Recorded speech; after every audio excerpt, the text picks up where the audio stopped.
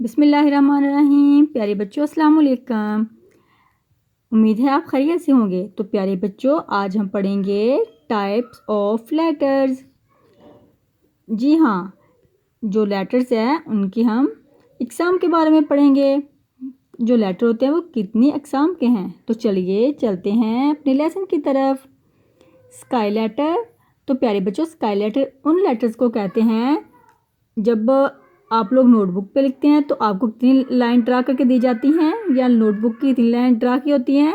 1 2 3 4। कितनी लाइंस होती हैं? आपकी इंग्लिश की नोटबुक की 4 लाइन ड्रा की होती हैं।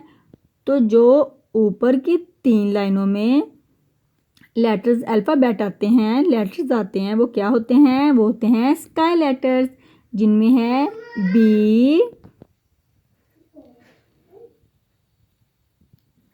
डी, एफ, एच, के, एल और टी है। तो आपको पता चल गया। अल्लाहु अकबर, अल्लाहु अकबर। वो लेटर जो ऊपर वाली 3 लाइनों में लिखे जाते हैं उनको कहते हैं स्काई लेटर। तो ग्रास लेटर किसे कहते हैं?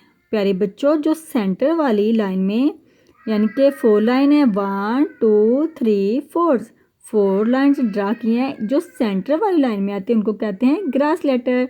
तो ग्रास लेटर कौन से हैं? A, C, E, I, M, N, O.